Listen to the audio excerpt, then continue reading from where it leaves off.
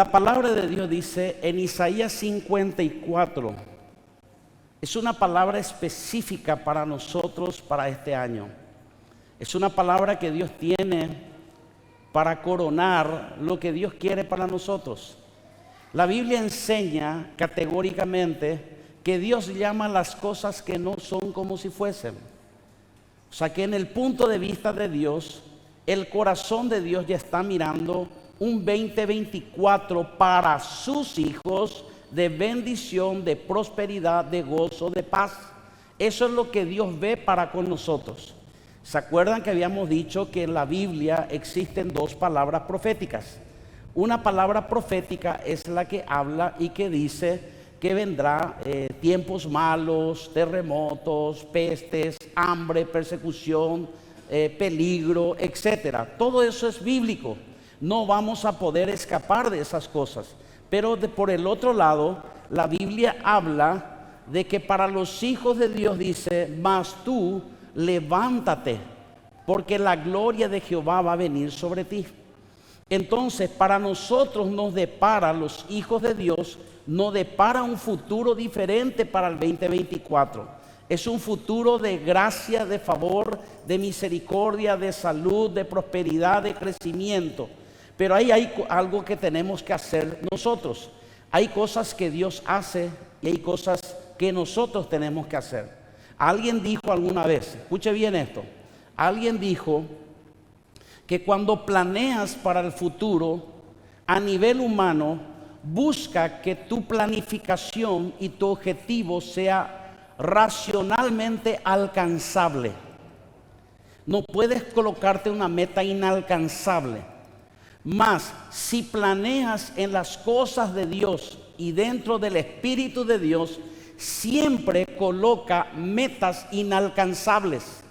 Porque las metas inalcanzables en Dios sí son alcanzables y se pueden lograr. Entonces, las metas en el Espíritu tenemos que colocarlo en el Señor. Yo creo y he soñado, no hoy, no ayer, toda mi vida, con una pesca milagrosa. Una pesca milagrosa que se refiere a una cantidad enorme de almas que son tocadas por el poder de Dios, por la gracia de Dios, por milagros y sanidades creativas de parte de Dios. Y ahí es donde entra esta palabra de Isaías 54 cuando dice: regocíjate, oh estéril, la que no daba luz, levanta canción y da voces de júbilo, la que nunca estuvo de parto, porque más son los hijos los de desamparada que los de la casada, ha dicho Jehová.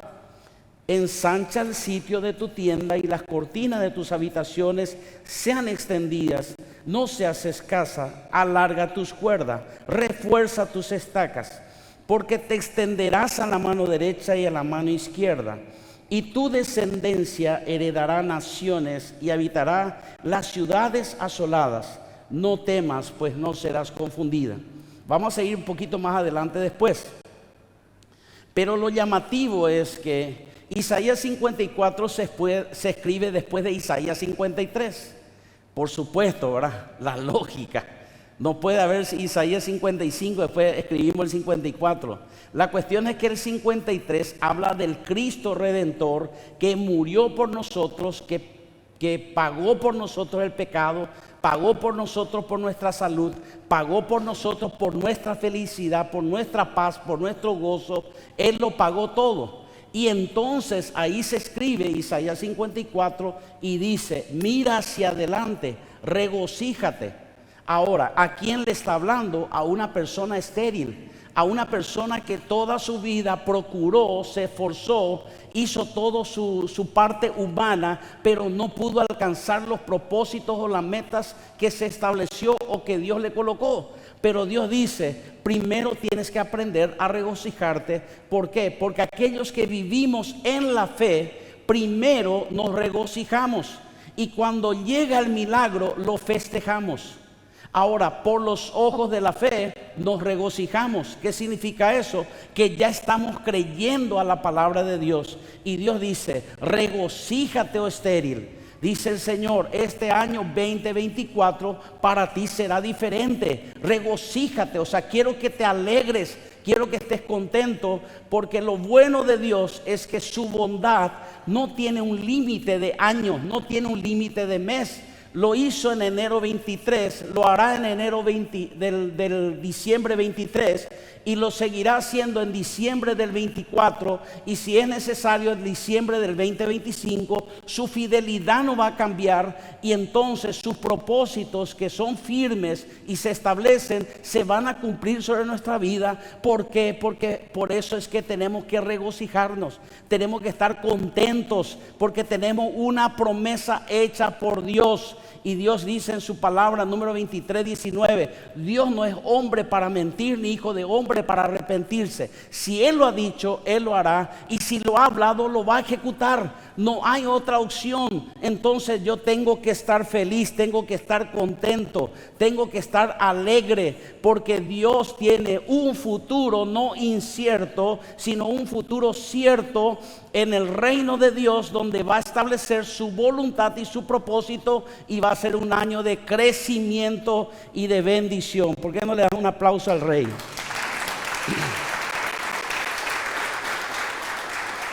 Ahora, es muy importante entender lo profético.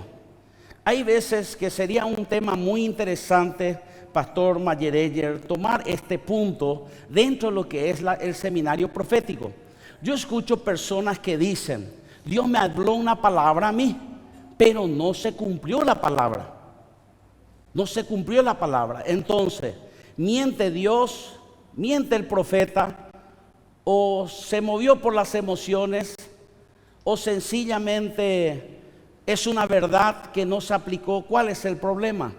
El problema es que las profecías tiene que usted saber que vienen muchas veces condicionadas. Por ejemplo, la Biblia dice, es una palabra profética y usted lo puede tomar para usted. Esto es una palabra profética bíblica. Por eso dice la Biblia que la palabra profética más segura es la que está en la Escritura. Y Dios dice, ¿quieres vivir muchos años? ¿Quieres vivir muchos años? ¿Cuántos quieren vivir muchos años? Yo quiero vivir muchos años. Ahora, con paz, con bendición y con bien. Y Dios dice, honra a tu padre y a tu madre, y te serán alargados los días de tu vida. Entonces Dios dice, si yo honro a mi padre y a mi madre, automáticamente mi longevidad va a crecer. Voy a morir anciano, lleno de días, bendecido, prosperado, porque yo cumplo mi parte de la profecía para que Dios pueda cumplir su parte. Entonces la parte difícil no es la de Dios, la parte difícil es la parte nuestra, donde nosotros tenemos que hacer nuestra parte. Entonces Dios dice aquí, dice, necesito, para que tú puedas regocijarte y recibir lo grande que tengo para ti, número uno, que ensanches el sitio de tu tienda. Eso te corresponde a ti. ¿Qué es ensanchar? Es cambiar la visión, es cambiar el panorama, es tener una mente más abierta, es tener un corazón más abierto.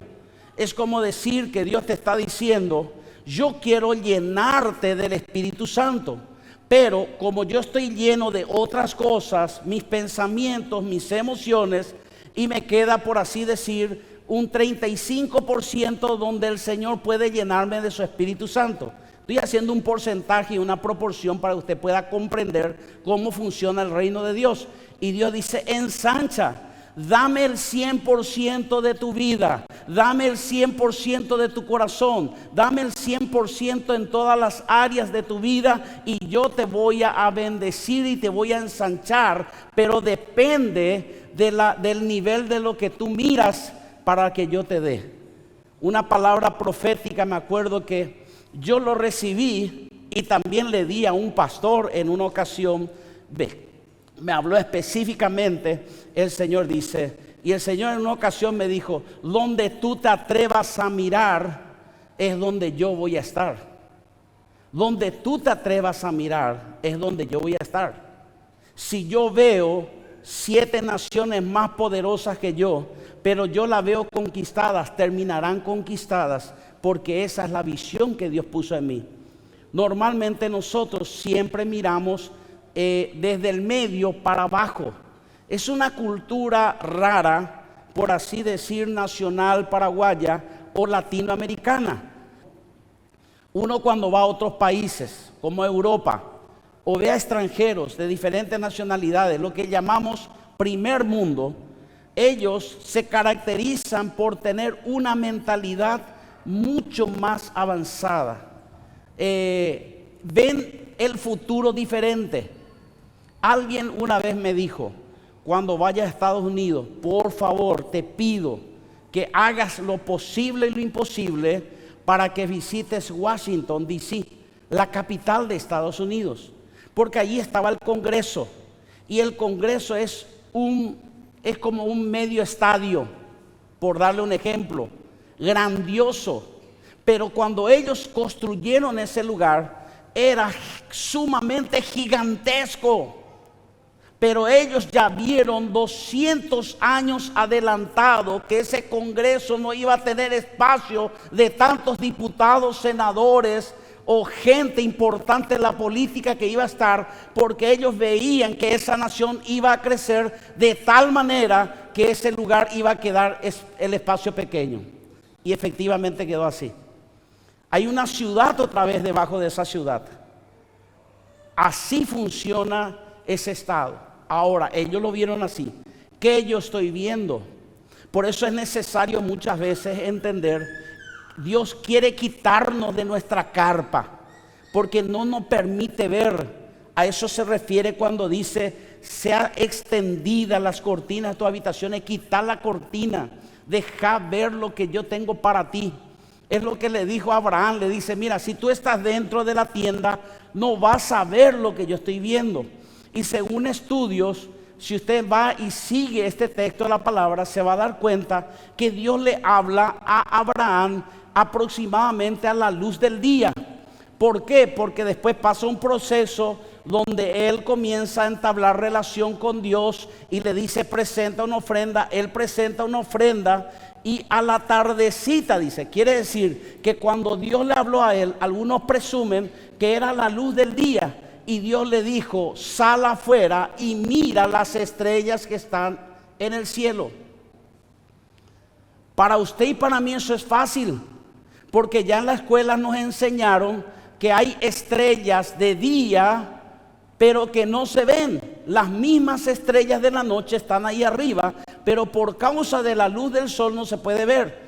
Pero Dios le dijo a Abraham, mira las estrellas y cuéntalas. Le dijo, es incontable, no puedo contar. Y dice, mira lo que yo estoy viendo, porque eso es lo que yo te voy a dar. Ensancha el sitio de tu tienda, extiende las cortinas, porque Dios está hablando de un crecimiento grande en nuestras vidas. Entonces, pero yo debo cambiar mi visión. Le doy un ejemplo. Hay veces porque no me está viniendo otro. Cuando yo tenía 19 años, Dios me dijo estas palabras: pasarás un proceso en tu vida e irás a las naciones a predicar mi palabra. Yo le creí a Dios. Conozco 7 países de Europa, prediqué en Inglaterra, España, etcétera. En Estados Unidos, en más de 17 estados, desde México, de Estados Unidos hasta el Calafate, Argentina. Pero ¿sabe lo que yo hice? Perfecto, yo le creí a Dios, Dios cumplió. Pero ¿sabe lo que yo hice? Dije, yo le creo a Dios y empecé a memorizar la Biblia, para que yo no tenga que estar estudiando después. Cuando Dios me llama después de 15 años, se me abre la brecha para predicar. Yo ya tenía todos los bosquejos, ya tenía todos los mensajes, ya estudié todo el instituto bíblico, ya hice el masterado, ya hice todo lo que tenía que hacer, me memoricé todos los textos que yo podía. Entonces cuando me paré delante de la plataforma, ya estaba preparado, porque me preparé, ensanché mi mente, ensanché mi corazón, ensanché mi visión, y yo ya dije, voy a estar en ese lugar y cuando me toque voy a hacerlo lo mejor. Muchos quizás no saben, pero no lo estoy diciendo por orgullo, solamente le estoy mostrando como una enseñanza que normalmente yo no me autoinvito. Yo no voy a ninguna nación porque me invitan. Yo voy a una nación porque ellos me invitan. Y normalmente 2, 3 meses antes, cuando yo paso, porque esa es la cantidad de tiempo que yo compro mi pasaje, ya tengo todos los lugares donde tengo que ir a predicar sin que yo tenga que pedirlo. Solamente paso la fecha y ellos me agendan los lugares. ¿Por qué? Porque para eso me entrené. Entonces, ¿qué pasa? Yo tengo esa visión, pues allí tengo que ir. Dice, porque te extenderás a la mano derecha y a la mano izquierda, y tu descendencia heredará naciones y habitará las ciudades asoladas. Dice, yo debo ensancharme, yo debo extender las cortinas, yo tengo que alargar las cuerdas, yo tengo que reforzar mis estacas. ¿Sabe qué es reforzar? Que en lo que tú eres bueno, capacítate más. ¿Sabe cómo es el mundo secular? Y no estoy en desacuerdo, pero hay un pequeño desacuerdo en esa línea de pensamiento. Si su hijo es bueno en gramática, en la lectura, en lo leído, ¿qué hace usted con su hijo cuando tiene problema con la matemática? ¿Le manda a enseñar qué? Matemáticas. Ahora, es correcto porque es para pasar de grado y tratar de salvar. Pero en la realidad, escuche bien, ¿sabe qué significa refuerza tu estaca? Dice, si eres bueno en la gramática y eres malo en la matemática, dice, salva con un 2 en la matemática. No te estoy hablando de mediocridad, porque hay 8 tipos de inteligencias. Porque si yo juzgo al mono por su capacidad de nadar como tiene el pez, el mono es un burro. Y si juzgo al pez por su capacidad de trepar, el pez es un burro. Entonces, reforzar las estacas significa, en lo que eres bueno, dale con todo, sé el mejor en todo. Reforzar tu mente, tu corazón. Si eres bueno para la memorización, si eres bueno para servir, si eres bueno en algo, refuerza tus estacas. Tenés que reforzar y no dejarte llevar por los demás.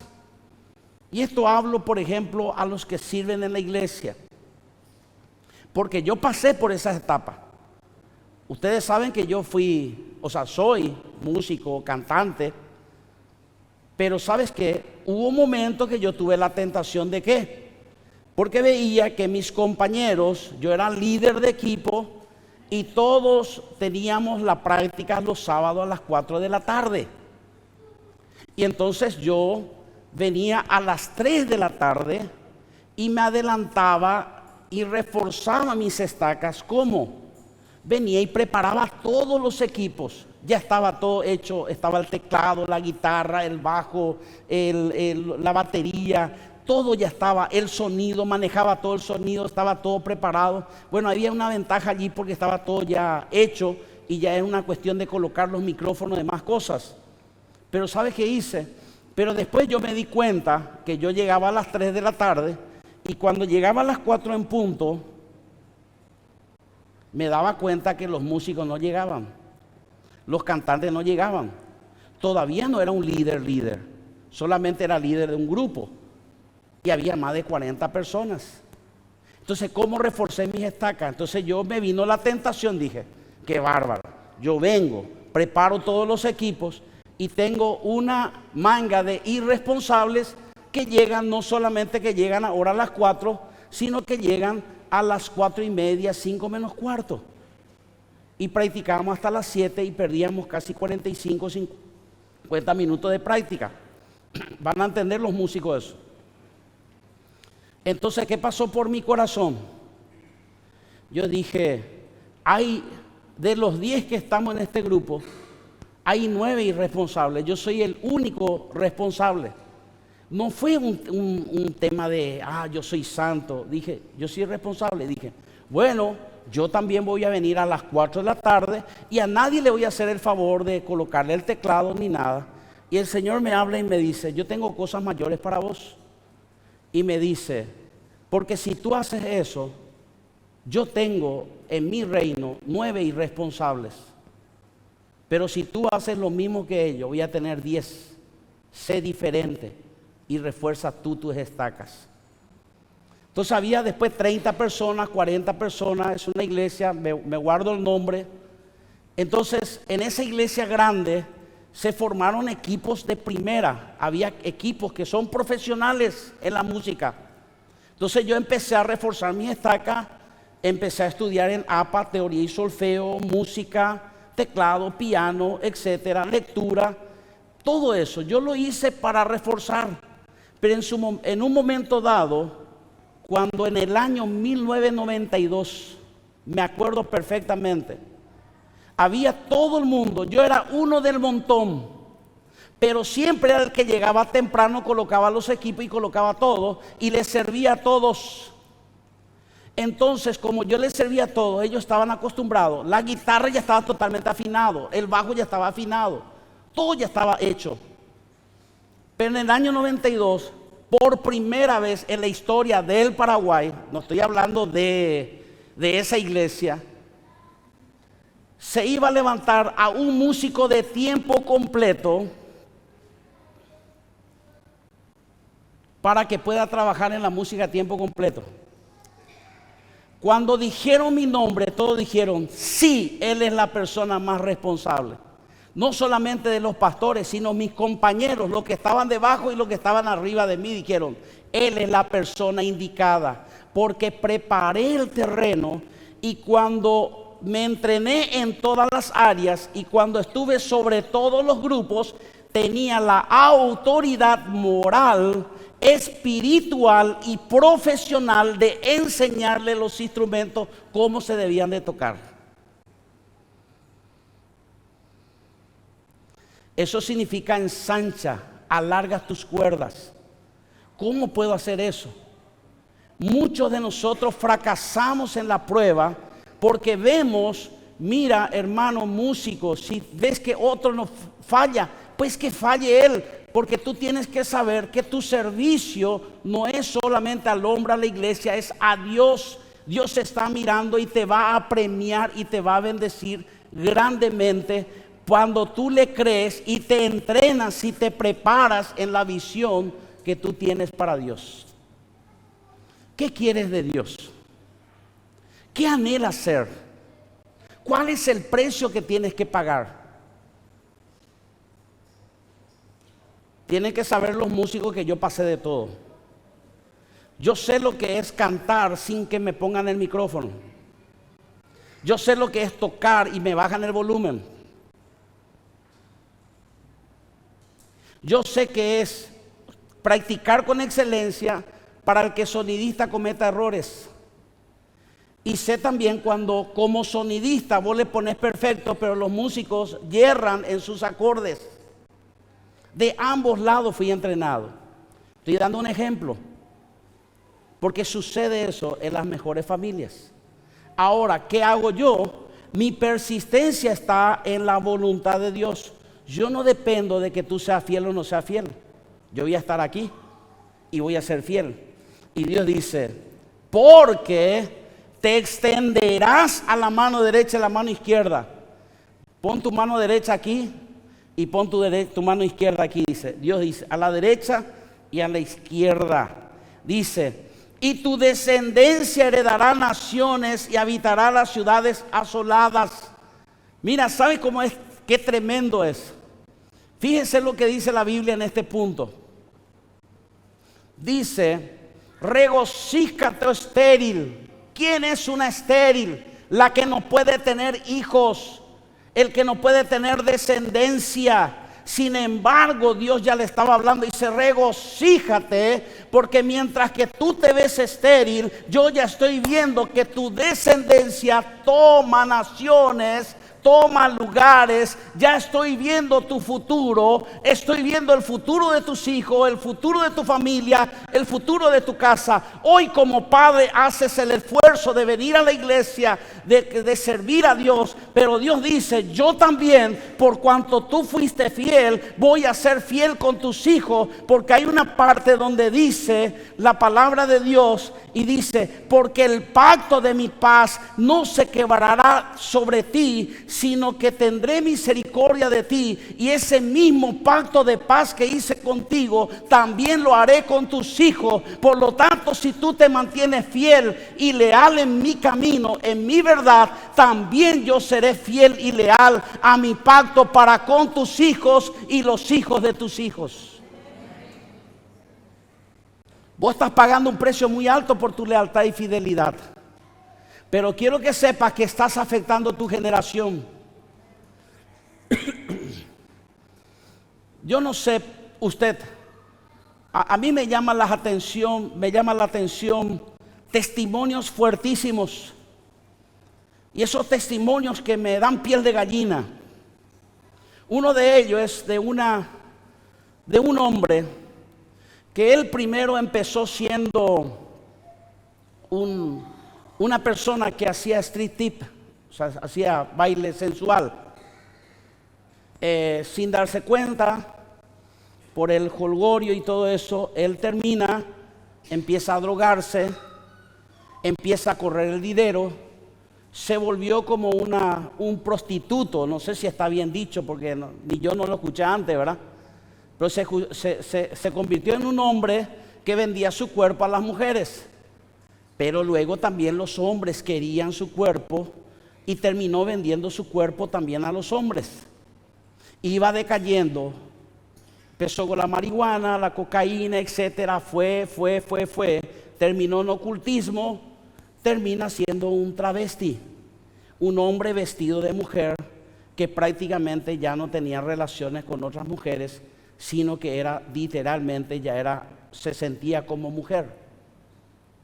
Y en un momento dado, en ese nivel, usted sabe que ese es un lugar oscuro, dentro de lo que es el ocultismo, el satanismo. Él comete algunos errores, debía plata, no pagó. Entonces vinieron en una camioneta, le pusieron, ese testimonio está en una revista llamada La Voz, que usaban los hombres de negocios el negocio de los hombres de negocios, no me acuerdo cómo se decía, del evangelio completo, que hacían desayunos. Ese testimonio está ahí, yo lo leí, estoy recordando y rememorando. Entonces, este hombre de repente dice que él estaba en el medio,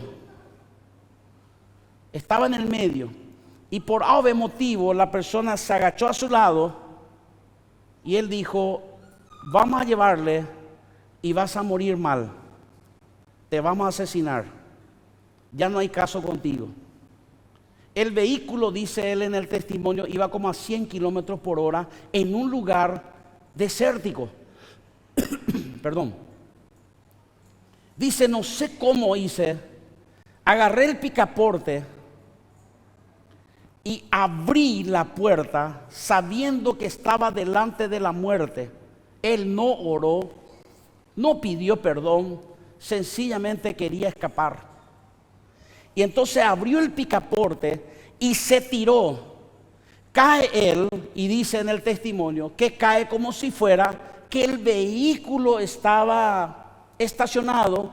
Se levanta y empieza a caminar, pero luego entra en razón y se da cuenta que con la velocidad que él iba caminando era de una velocidad extraña, y él ve la luz y para como a 50 metros, y él corre a un rincón entre los arbustos. No había árboles, no había nada, y ahí él se arrodilló y dijo: Dios, perdóname, ten misericordia de mí. Ten misericordia de mí. Y clamó a Dios y le dijo: si me salvas, yo te voy a servir y te voy a entregar mi vida. Y escuchó la voz del Señor que le dijo: he aquí, por la causa de la oración de tu madre de 25 años, mi misericordia es sobre ti. Y Dios le salvó. Él contó, fue transformado totalmente, su cuerpo, su mente, su espíritu, todo su ser fue transformado. Porque Dios mira tu fidelidad, Dios mira tu lealtad, Dios mira tu visión. Por eso te aliento en el nombre de Jesús, que todo lo que tú hagas, lo hagas en propósito a tu familia, a tu casa. Que tú puedas ver que Dios tiene algo especial y que Dios le va a guardar a tus hijos, le va a guardar a tu familia. Y la promesa que Dios le hizo a David fue la siguiente: porque no todos los hijos son obedientes, no todos los hijos se portan bien. Y entonces yo tengo la duda: ¿cómo hago, Señor, con estas personas que tienen hijos que no son como Jesús? María era bienaventurada porque tenía un hijo llamado Jesús, perfecto. María no tenía, por eso era 3 veces bienaventurada. Por eso era feliz María. ¿Quién no va a ser feliz teniendo a Jesús como hijo? El problema es que tu hijo no es como Jesús, es como más o menos la nena esta Sirofenicia que está poseída, ¿verdad? No estoy hablando despectivo, ¿verdad? Pero estoy hablando así en el sentido de que esa es la realidad muchas veces. Es como la Sirofenicia y el Sirofenicio, que no es perfecto, pero Dios tuvo misericordia. ¿Y sabes qué? Cuando tú le presentas a Dios, ¿sabe que Dios le dijo a David? Le dijo: si tú eres fiel y leal conmigo, yo mantendré mi pacto contigo. Y aunque tenga que castigar, escuche bien, lea la Biblia, dice, gravemente, con disciplina y castigo a tus hijos, haré que se vuelvan a mí por causa del pacto que yo tengo contigo. Hay una promesa de Dios para con tu vida. Vale la pena ser leal. Vale la pena hacer la voluntad de Dios. Vale la pena servirle a Dios. Vale la pena. Vale la pena. No es fácil, Hugo. No es fácil, ¿verdad que no es fácil? No, pero piensa en tus hijos. Va a decir: mi papá, le he visto que era fiel. Porque ellos van a entrar en una edad donde de repente ya no quieren escuchar a los padres. La época de la adolescencia. Pero Dios va a ser fiel cuando tú eres fiel. Porque todo lo que el hombre siembra, eso segará. Y Dios te dice: te voy a dar pacto de mi paz. Y sabes que algo muy importante para este tiempo es las 3 palabras mágicas que se usan dentro de Navidad y Año Nuevo: paz, gozo y felicidad. ¿Sabe dónde se encuentra eso? En la amistad con Dios. Y para aquellos que son justicieros, también hay una promesa. Porque algunos no somos vengativos, pero somos justicieros. Dice: si alguno conspira contra ti, lo hará sin mí. La mayoría acá, ahí se despertaron. Amén, ese soy yo, Señor. El que contra ti conspirare, delante de ti caerá. Yo hice al herrero que sopla las ascuas en el fuego y que saca la herramienta para su obra. Yo he creado al destruidor para destruir. Pero contra ti, mi amado, fiel y leal, ningún arma forjada contra ti prosperará. Sino dice: condenarás toda lengua que se levante contra ti en juicio, porque esta es la herencia de los siervos de Jehová, y su salvación de mí vendrá, dice Jehová. Dios dice: ni te vas a preocupar por tus enemigos, de eso yo me encargo. Aunque estoy hablando de enemigos, nosotros personalmente no tenemos enemigos, pero sí hay veces que luchamos con adversidades, circunstancias, donde Dios dice que va a ser fiel. Ponga las manos en su corazón en este momento y digas a sí mismo estas palabras, repita conmigo: me regocijaré aunque esté estéril, aunque no dé a luz, levantaré canción y daré voces de júbilo. porque mi descendencia y mis hijos tendrán bendición, prosperidad. Mi parte es ensanchar el territorio, extender mis cortinas, no seré escaso, alargaré mis cuerdas, reforzaré mis estacas, porque yo me extenderé a la mano derecha y a la mano izquierda, y mis hijos, mi familia, experimentará la herencia de las naciones y habitará las ciudades asoladas. 2024 ni 2023, no temeré, porque tú estarás conmigo. Tu vara y tu cayado me infundirán aliento. Prepararás mesa delante de mis angustiadores. Ungirás mi cabeza con aceite. Mi copa será rebosante. Lo que Dios tiene para mí es el mejor porvenir. Seré multiplicado, seré bendecido, seré prosperado, seré trascendido. Me levantaré a otros sitiales de gloria y de honra e inmortalidad en el nombre de Jesús. Esperando tu venida, seguiré adelante, permaneceré fiel, seré leal, caminaré en tu reino y haré tu voluntad perfecta. Por amor a mí, por amor a ti, por amor a mi familia, por amor a mis hijos, esto lo haré para la gloria y la honra de tu nombre. Gracias, Padre, gracias, Hijo, y gracias, Espíritu Santo. Amén.